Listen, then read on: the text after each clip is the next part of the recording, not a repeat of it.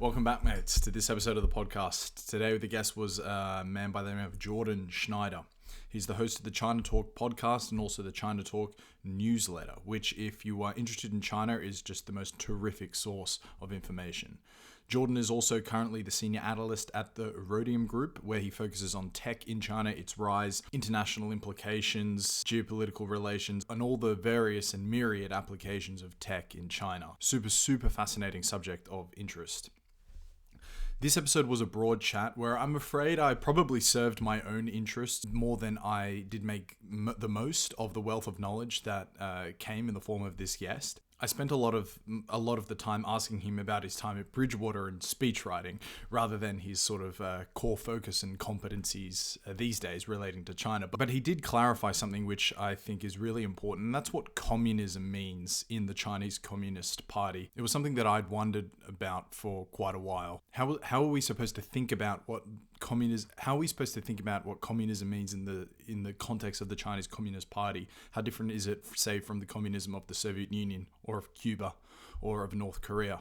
Because as Jordan kind of corrects, I was thinking in my head that they were drastically different, and there was in fact not much overlap between the differences, despite the fact that the name communism would be synonymously used throughout. But we spoke about those three things rather than maybe questions about Tencent or Chinese innovation, the police state and so forth, these sort of matters. Definitely go and subscribe to his podcast and look at his newsletter if you are interested in that stuff, because like I said, terrific source of information. If the police state or the Uyghur Muslims in China is particularly interesting to you, go back to episode 37 that I did with Jeffrey Kane, who wrote a book called The Perfect Police State, where he conducts a first-hand investigation into those specific issues. But thank you so much, Jordan, for giving me some of your time. It was really fun to speak with you. In the podcast, you can expect to hear about the following: some of the minutiae about podcasting, asking questions, when to interrupt, etc. Jordan's experience working at Bridgewater, one of the most famous hedge funds in the world, run by Dalio, and a company who's notoriously hard to get into and known for having this unreal radical honesty policy. So Jordan actually unpacks what the radical honesty policy might look like in the day-to-day. And then as well, Jordan explains the communist roots of the CCP. So check out the timestamps to navigate your way through the chat. Hang around to the end to hear my afterthoughts and ambition for this podcast as a whole. And obviously subscribe to Jordan's podcast. And then with no further ado, here he is, Mr. Jordan Schneider.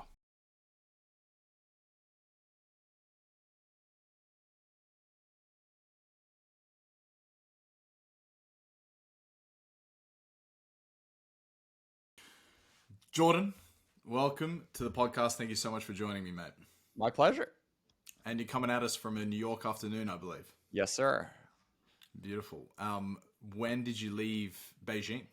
So I was in China in Chinese New Year of 2020, so late January. I took what was supposed to be a 7-day vacation to Malaysia to go scuba diving, and I never made it back. So that was when COVID broke out, and I canceled my flight back thinking, not sure I want to fly right into a pandemic back when that was the only place we had a pandemic. Ended up sort of bopping around a little bit in Asia, showed up in New York March 2020, and a month later, China had closed its borders to foreigners. So I've been here ever since. What about all your stuff? Did you get that handled? Or was it just... the stuff is now, the stuff took like 4 months via boat. There was a certain point I was like, okay, I guess I'm probably not going back anytime soon. And then I got it packed up and sent over. There must have been an absolute headache of admin sorting out that without having to be there, just letting someone into the apartment, something so as simple as that. Yeah, I mean, shout out to my wife who took the brunt of that. I mean, there was a moment where we were Zooming with, or the equivalent of Zooming with, like a company that was like putting all our stuff into boxes at like 3 o'clock in the morning. And I stayed up for like 30 minutes of it, and she soldiered on, and told them which, plates we did and didn't want and whatnot. So nice. Don't want to take too much credit for that. Yeah, well, I guess you had someone there, so that makes it easy. Obviously, you're known as, I guess, more or less the China guy. I don't want to brand you as the China guy, but you host ChinaTalk, and Because of that, obviously, that's what I would like to speak to you about quite a bit. But before that, there was something in your resume that stood out to me as being just fascinating and exciting, something really interesting. And so I was hoping you'd be able to talk to me about about writing speeches in Chile for the U.S. Department of State. A deep cut. Oh my God. I mean, I was like 20 years old. I was an intern in college, let's be clear. It was a fascinating experience. I mean, like, they didn't have me do anything important. There was like the ambassador was gonna go to like talk at a high school one day, and they're like, Jordan, do you wanna, write 3 paragraphs for us? So that was the extent of it. I will say about that experience. I think the third day I was there, which was like a Wednesday morning, the consular office, the most senior like consular person, crashed his car at 3 o'clock in the morning on a Wednesday morning, and that was like in the newspaper, and that kind of set the tone for the summer, I Mm-hmm. guess. No, I mean it was a fascinating experience. I feel like really sad that my Spanish is kind of like all the Chinese words have like taken precedence over the Spanish words, such that like I can still like comprehend Spanish pretty Mm-hmm. well, but like having the words come out is a real is a real challenge. It was funny. I spent like a month or so in Mexico after I got my vaccine, and like slowly squeezing those Spanish words out of me was a real pain. Having gone from like pretty close to fluent to speaking like a 4-year-old was a bit of a bummer. Oh man, that's a massive bummer. I can only imagine the sort of disappointment you'd have in that. So those I just assume you would be writing in English. But so those paragraphs you wrote were in Spanish. Um, yeah, I think so. Yeah. This is 13 years ago now, but yeah, again, it was like, it's great to see you here all today. This maybe you want to cut this entire section. There really isn't a ton there. So it But wasn't a sophisticated sort of policy cultural interface. oh no, this was the like we don't want to have Jordan. Maybe I'll just take. I should take this. I already find this on my LinkedIn. I should probably take this down at this point. Okay. It wasn't Yeah, LinkedIn no, then. nothing super fancy. I mean, it was like, what other stories can I tell from that time? Like, Of course, we oh, can. I was there. Oh, I was there. Chile made like a World Cup run. I think that was the real highlight. Is being this Okay. like really. I'm kind of tall, and so like I would go to all these events where they would like watch the games in the Palacio or whatever, and I just like would stick out because I'm A, wearing a suit, and B, just like this like white dude with like big frizzy hair, and just like cheering really loudly for Chile. They lost to Brazil in the quarterfinals. I think it was tragic. Well, even though I might have overestimated the role and the significance of your speeches, I think it still nonetheless would inform the point of the question that I wanted to ask, which was whether there was a link between speechwriters and podcasting. And I asked this because it could just be confirmation bias on my end, but yourself, Peter Robinson, who hosts Uncommon Knowledge, I'm not sure if you're familiar with him. If you're not, he's fantastic. He's interviewed everyone going back to the early 90s. And I kind of mean everyone. Every significant cultural person, he has sat across the table from them at some point. It's kind of a shame that he hasn't transitioned the same success into podcasting, although he still does podcasting. And then finally, a compatriot of mine, one of the best podcasts out there, called The Jolly Swagman by a host called Joe Walker. He's also a speechwriter. So I put yourself in this list, but yourself, Peter Robertson, and Joe Walker are all speechwriters. And in my regular life, it's not like I'm coming across many speechwriters, right? So I was thinking, is there some link between speechwriters and then podcasting, whether it's interests or the oration? Like, what is it? Yeah, I mean, I don't think I count as a speechwriter. So I don't want to put myself in that bucket. I mean, the sort of like the two actual professions I've had in my life have been like research analyst and journalist. And those two are the ones that I think sort of like for me add up to like what makes my podcast my podcast. You know, first off, like I try to do a lot of research and like not come off like I'm sort of winging it when it comes to doing a show. And believe me, I've also asked like weird background questions about my guests from like 15 years ago about parts of their lives they've forgotten to, just because I kind of think it's fun.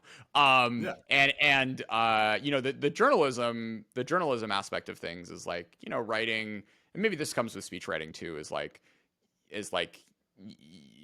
questions sound like, you need to think about how questions sound, and I try to kind of get in and out as fast as I can with these doing these sorts of interviews, as opposed to sort of like making the show about me.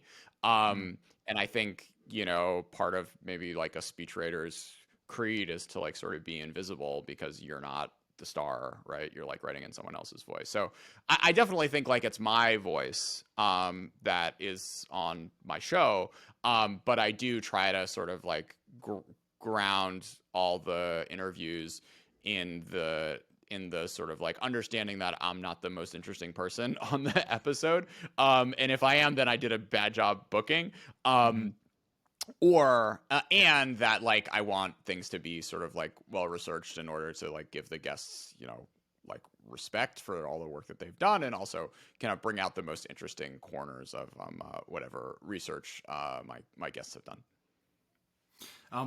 This wasn't planned on my end, but it seems like an interesting moment I've just found myself, and I didn't think of the fact that you actually are. I was more thinking of in preparation for this, you know, Jordan and his knowledge on China, but I didn't even think long enough to think, well, Jordan's actually also interviewing a lot of people on a podcast as well. So it might be interesting to ask, you know, you said you're thinking about how the question sounds quite a bit, but you also want to get in and get out because you don't want the podcast to be about you. Can you reflect on that a little bit more? That sounded fancier than like the idea I actually had in my head. Basically, like I remember like listening to, I had like a Tim Ferriss phase, and I fell out of the Tim Ferriss phase because I was like, man, this guy tells the same story over and over again, and I just never wanted that to be my show. And I always like, you know, he's talking to these like 4-star generals and like CEOs of giant companies, and like 40% of the show is him. Like, he's not as cool as these people. Like, he's a guy who sort of like writes books and like is motivational, I guess. But there are all these other people who are like, you know, have done incredible things with their lives. And that was kind of my ethos. And I think with my questions, like, I don't want to use my questions as like a way to sort of show off. The only time I sort of do that is like to make sure that the guest knows I read the whole book.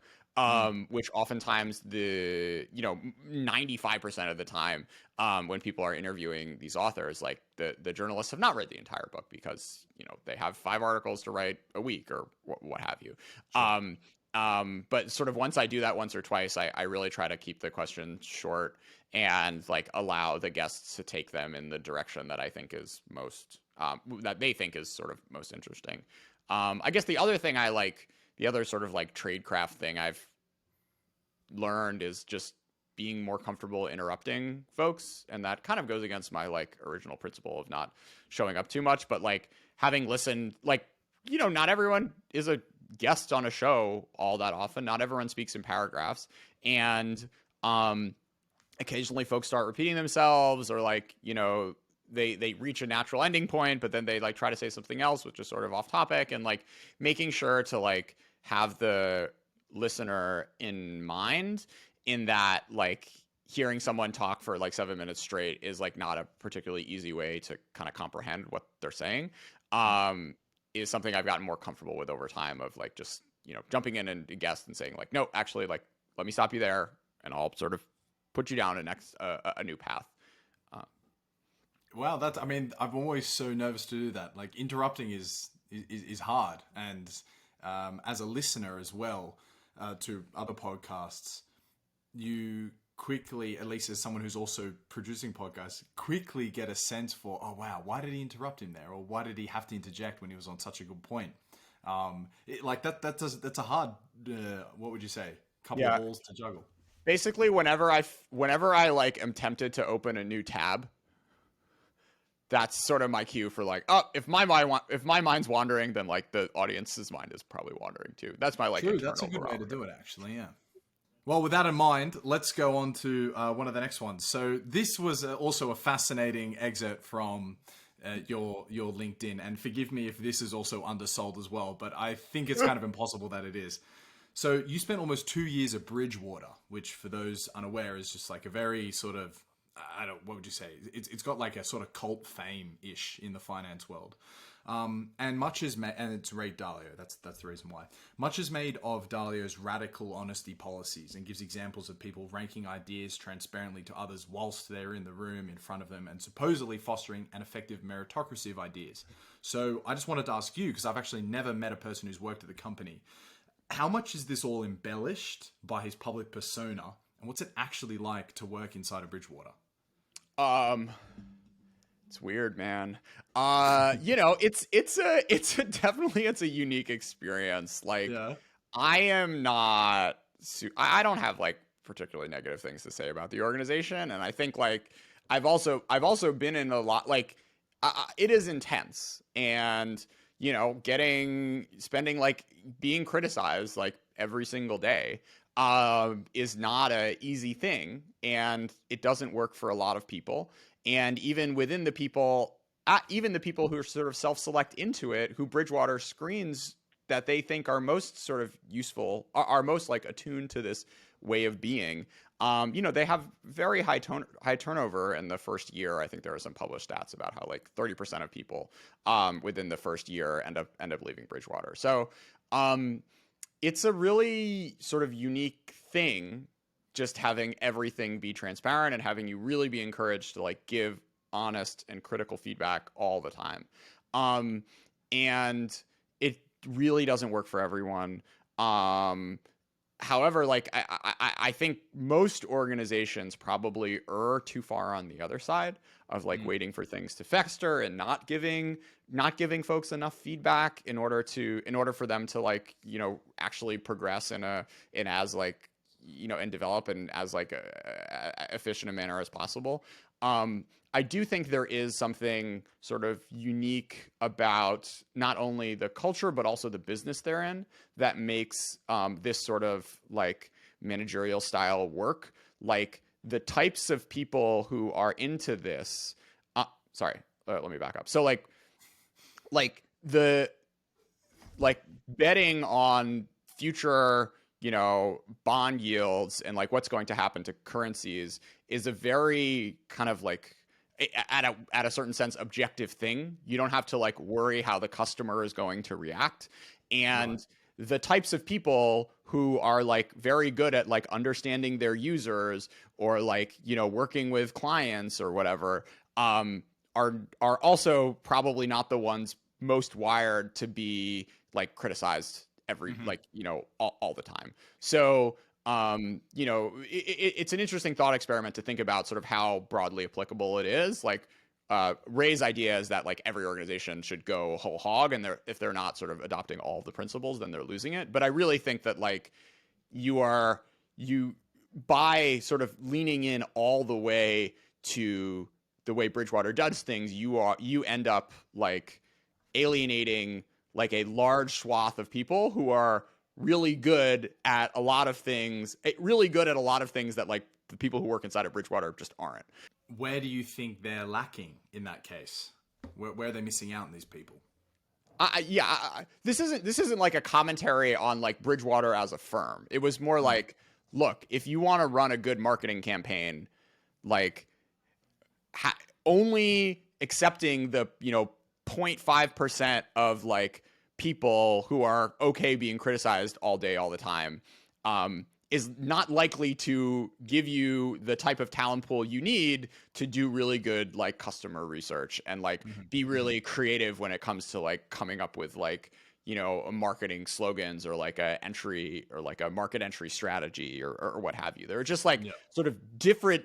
They're like people, a lot of people are different, and very few people at least in the US in the modern era are like comfortable with this sort of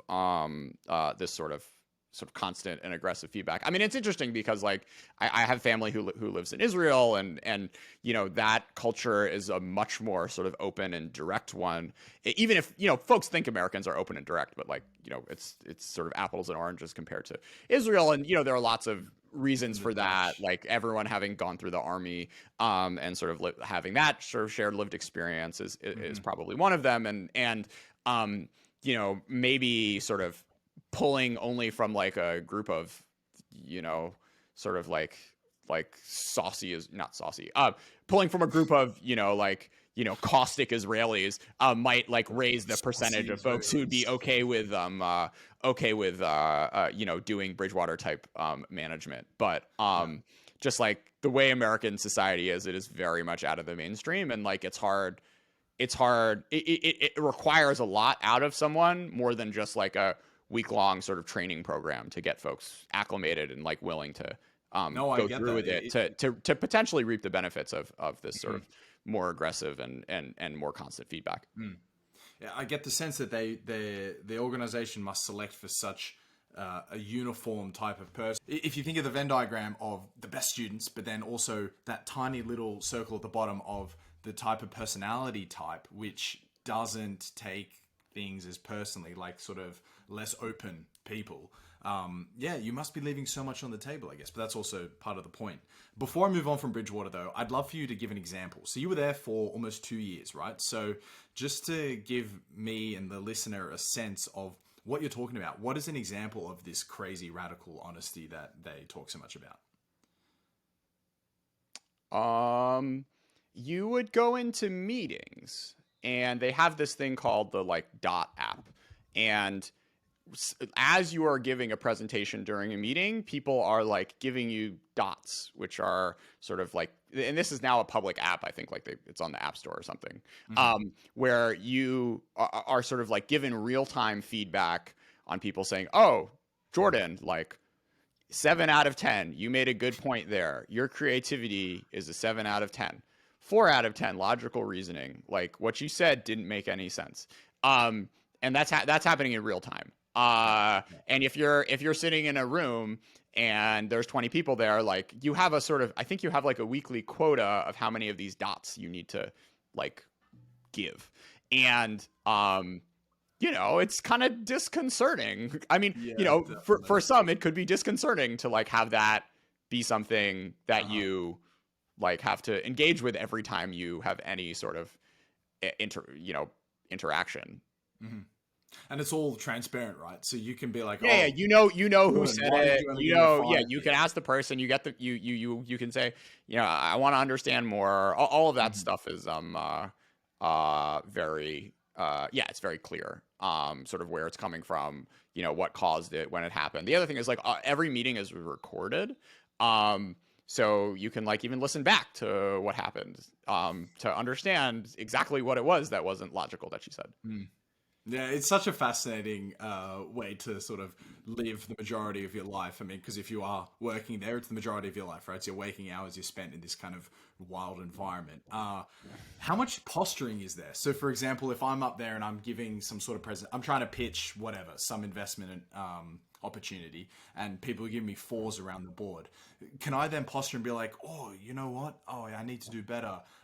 Tell me, where could I improve? And people are sort of just posturing, but inside they're just thinking, and you can tell through however one can sort of tell when people are BSing, that they think that everyone else in the room is an idiot and their idea is actually the right one. I mean, if that's your attitude, like if you don't buy into it, you'll leave, because it becomes too much sort of emotional labor to like be like having this like double train of thought.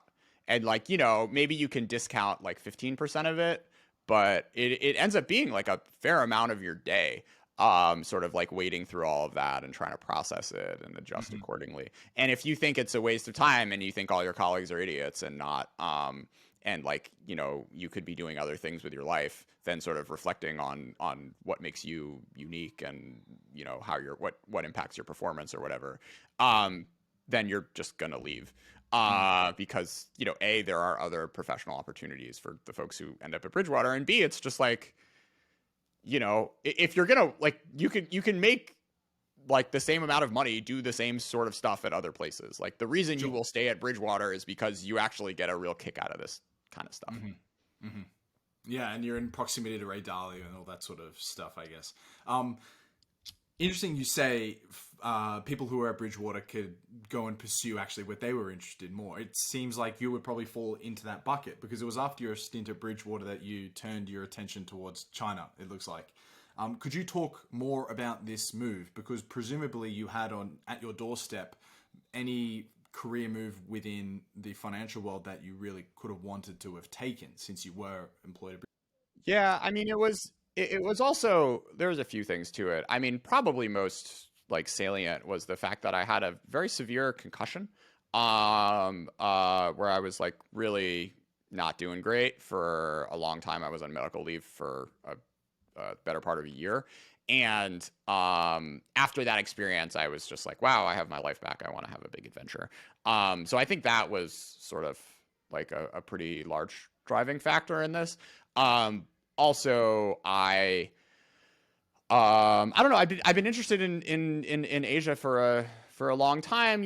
At Bridgewater and at jobs beforehand, I would be sort of writing stuff about like the Chinese economy or like U.S.-China relations, and I didn't know anything about China. Like I'd read like 5 books about China. I didn't speak Chinese, and I sort of thought that was silly. Figured it would be like a reasonable investment of a few years of my life. I was single, and and then I got a letter saying I got free grad school for 2 years. So it was an easier decision than it seems like in retrospect, I guess. And just sounded like a interesting left turn adventure.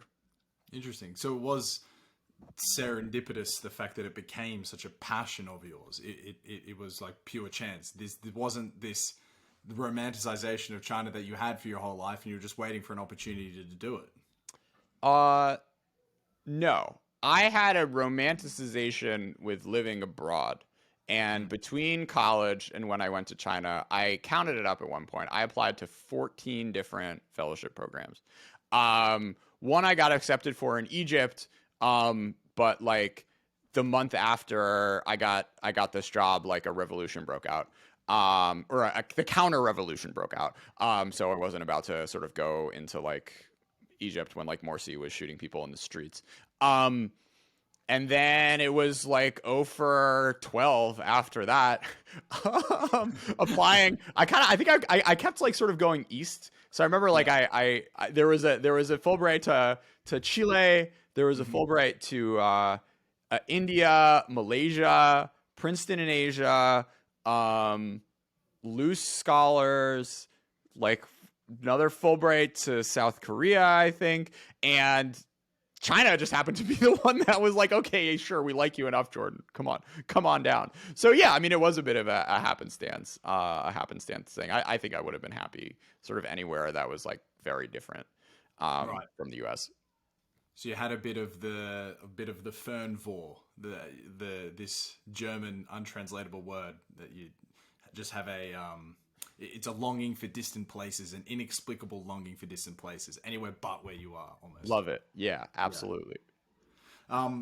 Well then, brilliant. So now we're in China. You've touched down, and I was hoping for you to explain the country to me and the viewer beyond the caricature that China is commonly understood, and that is, bad air quality, sky-rise buildings everywhere, 12-lane roads, homogenous flat culture, racism against ethnic minorities, but then also strong family values, hard workers, crazy connoisseurs of food. Like, this is the caricature of China, right? So I would like for you to please open up on it and, if possible, explain it through your travels, going to different places in the country. Oh, wow. I don't know.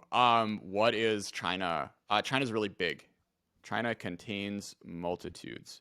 I think that was probably the biggest takeaway in just bopping around China over 2.5 years. I mean, it's it's so enormous, and there's like so much different inside of it. I mean, you sort of alluded to ethnic minorities, but like when you have like nearly 1.5 billion people, you have a lot of stuff going on, and everything from like extreme rural poverty to first world cities which like are arguably run better than New York, and have sort of like better infrastructure and more sort of like better like provision of resources. I mean, I think that's sort of like there are many sort of like central tensions in China, but I think the sort of like on the one hand, the sort of unity of mostly everyone at this point speaking like standard Mandarin, while at the same time there's so much sort of like regional difference, and the kind of extent to which the CCP over the past 70 years has been able to sort of like flatten and homogenize that out. But doing that is kind of impossible, and the sort of variety of lives and cultures that exists within China is still real and pretty dramatic. So I think the sort of regional variation in sort of outlooks and lifestyles, even if 90% of the country is Han Chinese, is something that I had very little appreciation of before I showed up in China. And then, it's a one party state, right? And that's a kind of weird thing for the 21st century. And it's not something I think you sort of end up bumping into like every minute of your life, aside from sort of the internet censorship, right? If you're a foreigner who like wants to get on Google and like has to log into their VPN every day to do that.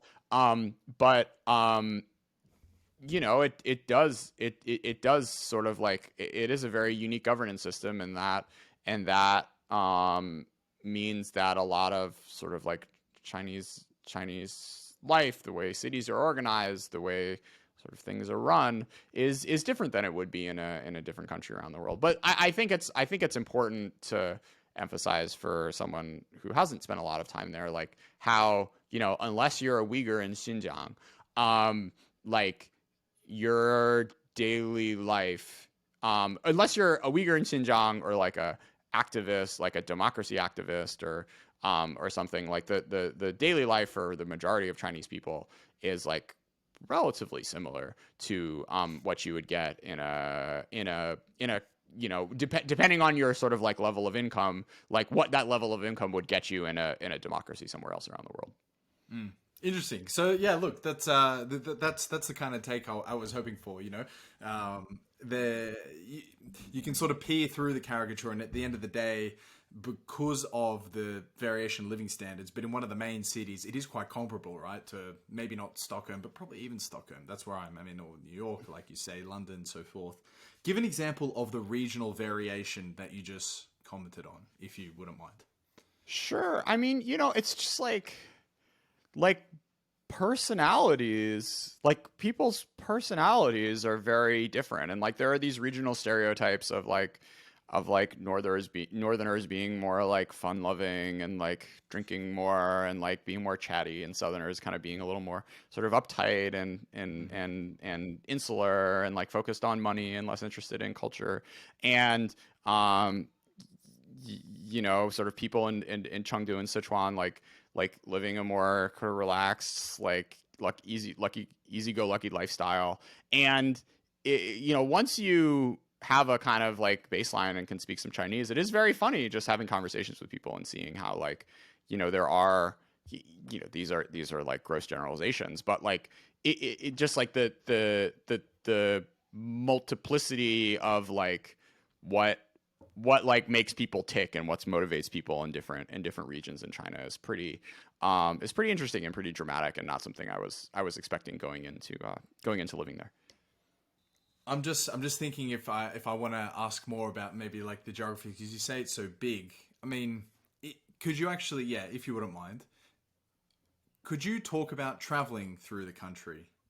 So what are some great tourist destinations you've been to, and if you could speak about them a little bit. And forgive me if it's a bit of a wet question. Sure. But No, that's fine. I just think it's Fine. fascinating. You don't hear much Okay. about travel within this country. Yeah, I mean, like, look, I'll skip like the Beijing, Shanghai, Shenzhen type stuff. My favorite city is Chengdu, which is a sort of interior city in Sichuan. The food is incredible. It's like it's not quite as like 8-lane highway-y. It's like a little more walkable. They didn't destroy as much of their sort of smaller. There's like more low-rise sort of walkable neighborhoods, and you just like they eat out. Folks like eat outside all the time and just like spend hours kind of chatting on the street. It's like an incredibly easy city to love. Probably maybe the most unique place I went to was Qinghai, which is in Qinghai province, which is in the west of China, which used to be like Anmo. It used to be part of Tibet, like way back in the day, and it has a sizable sort of Tibetan minority, Muslim minority, and it was really remarkable, like going around and seeing all these like mosques and Tibetan monasteries, and alongside like a just unbelievable scenery, like driving 3 hours and like coming across like 8 biomes from like a desert to like a salty lake to mountains to to like a more wilderness landscape. I mean, that was just like gave me a sense of just how enormous this country is and how much it contains, like just the amount of diversity packed into this like one like pretty remote like 4th tier city and its environs was a really striking thing to get to experience.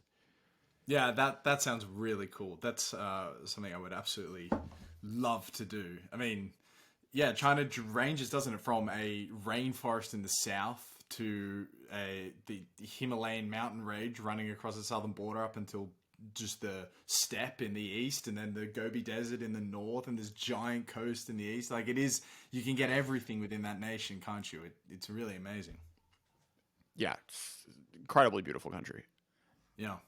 And do you feel, so like you said, there's almost 1.5 billion. I think the exact number they've calculated is like 1.38, but we can assume confidently between the two of us that we'll get there. Millions and millions and millions of people that aren't accounted for in those statistics. Do you still feel at parts of it it's extremely unpopulated? Can you still, because there's, I think, also a caricature of China that one city bleeds into the next and you don't go hours of driving where you just see countryside. Can you still experience this in places in China? Oh, of course, totally. I mean, like, the way the sort of Chinese like demographic distribution is, it's like very heavy populated along the coast, and then the more inland you get, the less dense it becomes. So yeah, there are totally like long, like you can definitely do like very long drives without encountering like urban populations. Yeah, even a 1.5 billion people spread across the landmass of China is not gonna give you sort of like high rises throughout. It's like a like a Sim City map or something. This is more a Chinese political question, political philosophy, I guess, almost.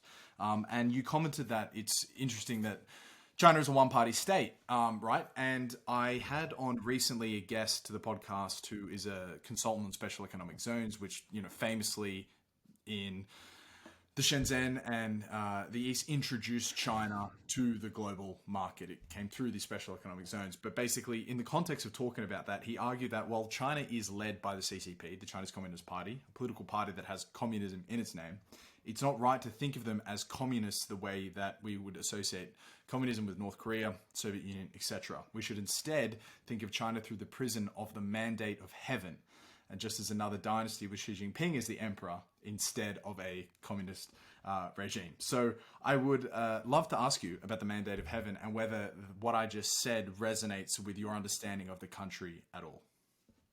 No, that's absurd. This is 2021.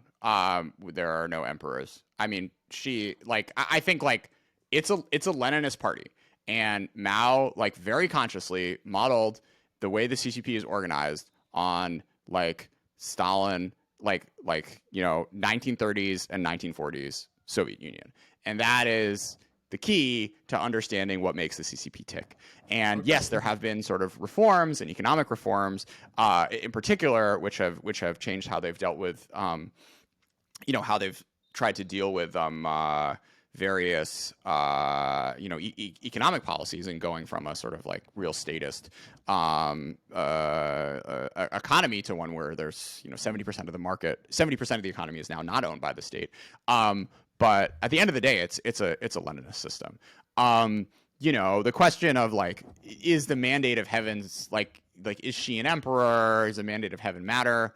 I think like, look, everyone sort of ends up falling into what they like everyone's mental models kind of fall back on what they're familiar with, and given that like every Chinese person grew up sort of studying all the emperors and understanding how that works, there is like, every once in a while people write an article about like all these things that she's doing, and it's like, oh, he's like a new emperor. But I think it's like it's a sort of weird, simplistic, like orientalizing thing. To think that like, oh, there are going to be some earthquakes and that's going to mean that like she's lost like the mandate of heaven and there's going to be a revolution. I mean, it seems there's a whole lot more going on in the CCP than like, what like the Song Dynasty emperor had to worry about. Though it's interesting, like the more sophisticated sort of take on that question is like, what about ruling sort of state and a landmass as large as China, like ends up sort of leading leaders down similar paths of sort of like governance, and like to what extent the tensions around like centralization and decentralization involved in ruling so many people, and sort of those themes are interesting ones to reflect on. I would recommend anyone who's interested in like a serious, like informed take on these sorts of questions to read. I'd like to hear actually you explain a little bit more to help me understand, and perhaps the listener, how the country does in fact work then, because like you say, it was founded, it's a Leninist party, or at least an extension of a Leninist party. I'm not totally familiar with exactly what makes them a communistic state that is comparable to the way that the Soviet Union, for example, was. Sure. So I think the key thing to sort of understand is that you have the Chinese Communist Party, which has 20 million or so members, and then you have the Chinese state, and those two things are somewhat separate from each other. So like the Chinese government or the Chinese state has all these bureaucrats who are in charge of, land grants or whatever. And within every sort of government bureaucracy, you have party members who are in charge with like conducting campaigns, sort of pushing through sort of agendas of the CCP, and like kind of pushing them down and out through the Chinese state to make sure that like the Chinese state is doing what the party wants it to do.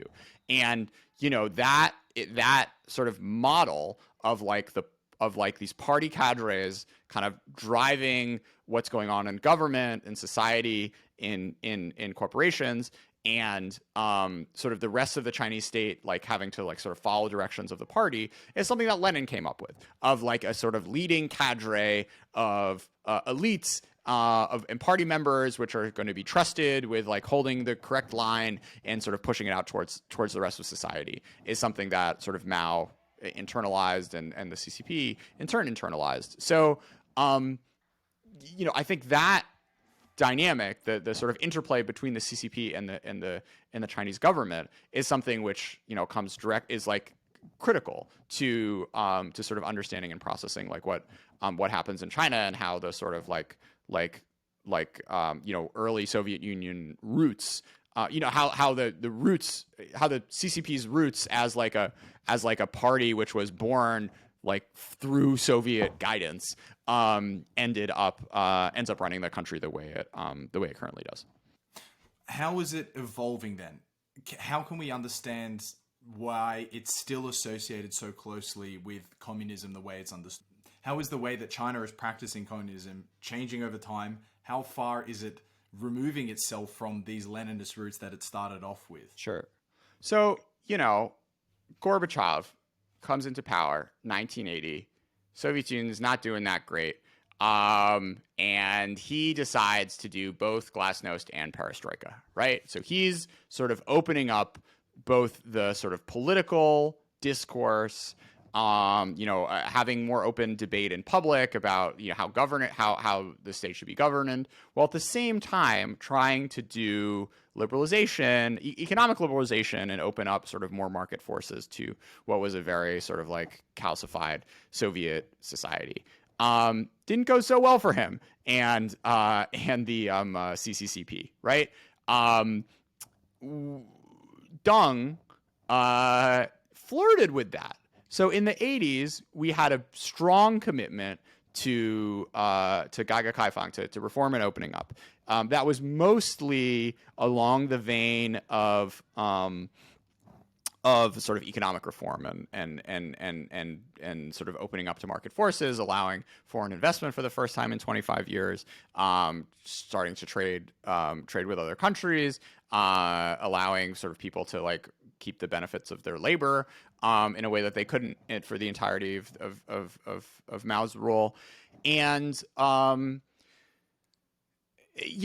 the 80s, there was a sort of loosening of the strictures of society, and there was more open debate about what, how China should be ruled. Of course, this culminated in Tiananmen and the crackdown that came out of that, and the sort of takeaway of the late 80s and early 90s of the fall of the Soviet Union and the sort of dissolution of the empire. By Deng and those who followed him was that this is not the path that the CCP wanted to go down. So the sort of hints of political loosening, which you saw in the 80s in China, were sort of thrown out the window.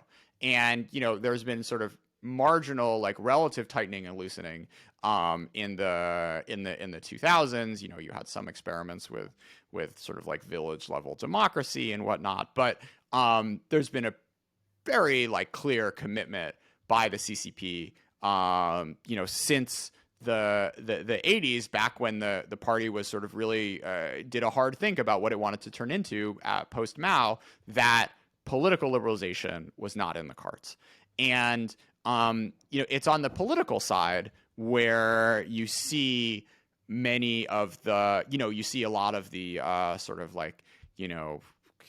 Soviet tendencies still in play, and even economically, there has been a ton of modernization, but the state still directly runs 30% of the economy, which is a dramatic number, and something that folks don't always appreciate.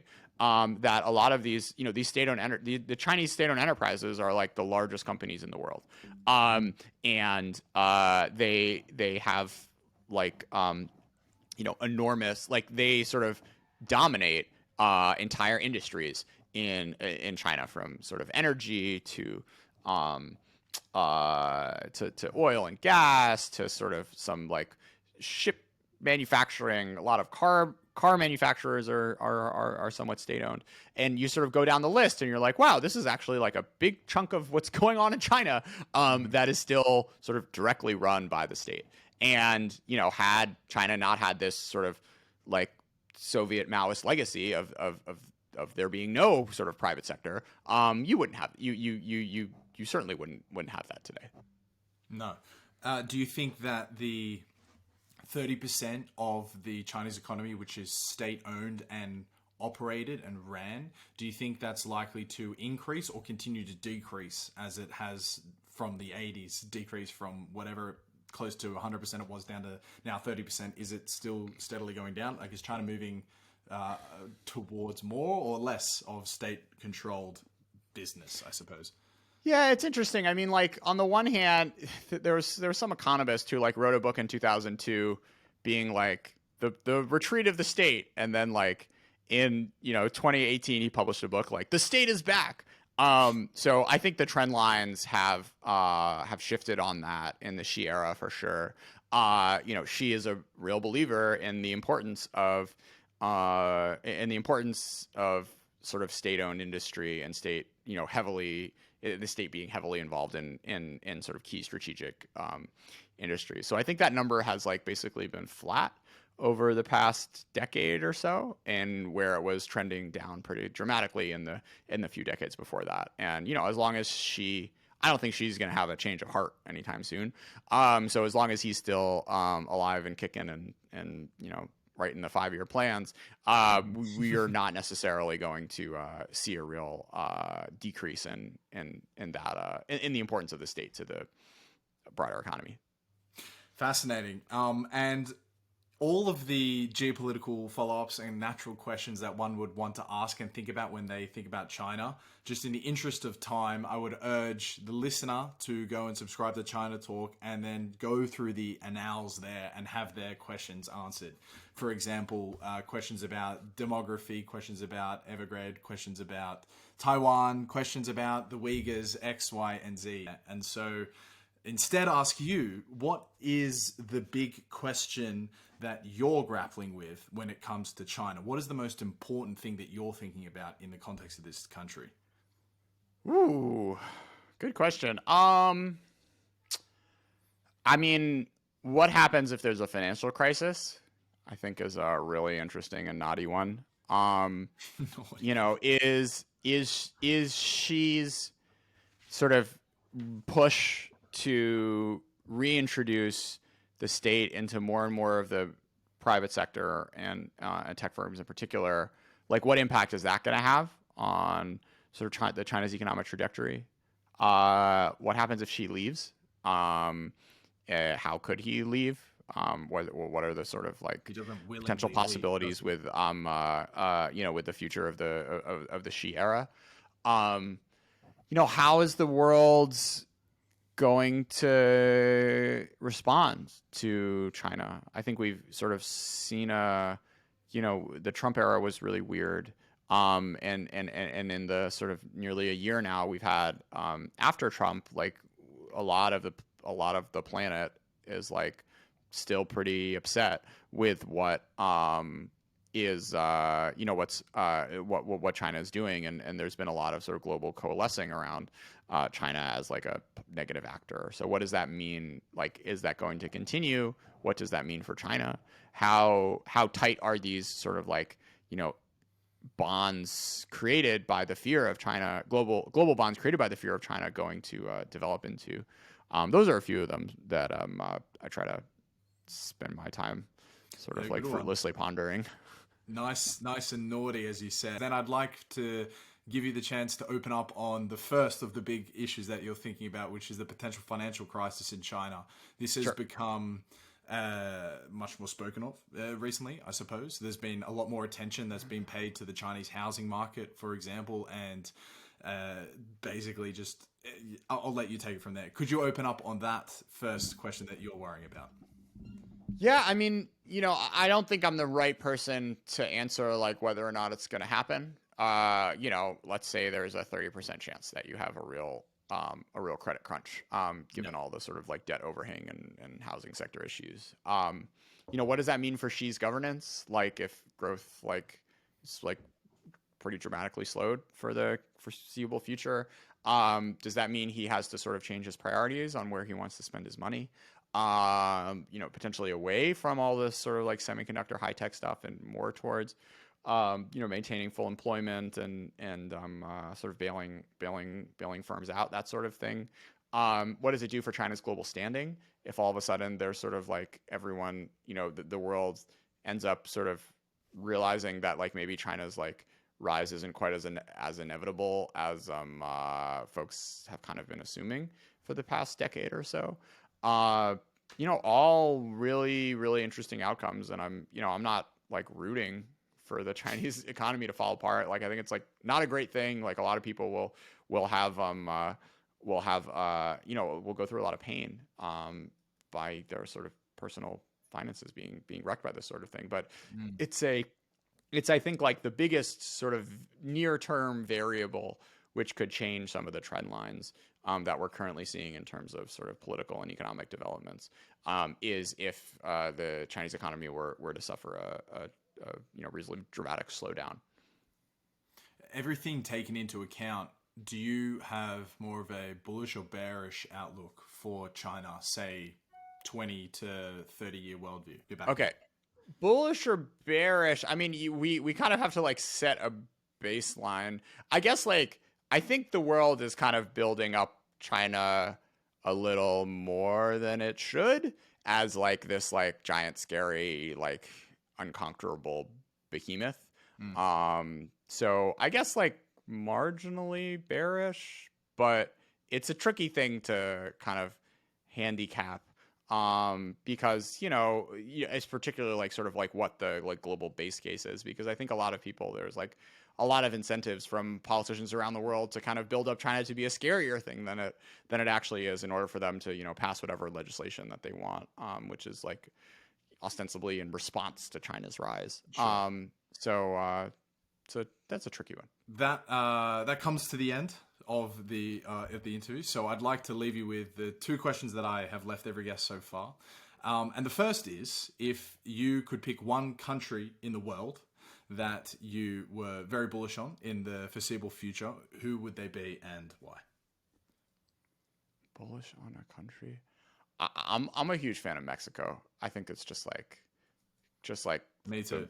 The most incredible place. I mean, speaking of sort of like the amount of sort of regional variety, and the sort of like latent dynamism, untapped potential, all that stuff. I mean, like, I don't know a lot about Mexico, to be honest. I've probably read like 6 books on the country, and spent maybe 6 weeks of my life there. But bullish in the sense of like, I hope to be spending more time traveling in Mexico. Let's put it there. Yeah. Nice one. That's actually the exact same country that I choose as well. Finally, Jordan, if you could witness a conversation, so listen to a podcast between any two people of history, dead or alive, no language barrier, who would they be and why? Well, I was on GPT-3 the other day. I was like making like Mao and Jesus have a conversation. I just like think that'd be really funny. I don't know what Jesus would do with Mao. I don't think he'd have enough patience for him. He'd just be like, "What? Why is this guy killing Mao so wouldn't many have people?" much good stuff to say. Yeah, I would pay a lot of money to see that. One. Nice one. Well, with that, I really appreciate your time, Jordan, and continue the good work. All right. Thanks so much for having me on, Ryan. Well, guys, I really hope you enjoyed that. You probably see what I prefaced at the beginning, maybe spending too much time talking about one thing rather than another. But nonetheless, if you've made it to this part of the chat, then I assume you enjoyed it at least a little bit. So thank you very much. I want to ask you to review the podcast, because it's really the only way that the podcast directories know that they should index it into the in the searchable charts. I want to corner the podcast market for eclectic curiosities in whatever country it is that you're listening in from. But to do that, the podcast needs to perform in the different podcast algorithms. Discoverability is really in the Stone Age. So give it a nice review, make it 5 stars, add a comment, say something nice. It would just really make all the difference in the world. And I cannot overstate how helpful it would be to me as well. So thanks for listening to this stage. If you're interested in Nassim Taleb, I have a dedicated podcast to the work of Nassim Taleb, risk, randomness, and so forth. So do check that out. Obviously, it's in the description. Finally, thanks for hanging around to this stage. You're an absolute legend. And what else can I say? Cheers. See you later.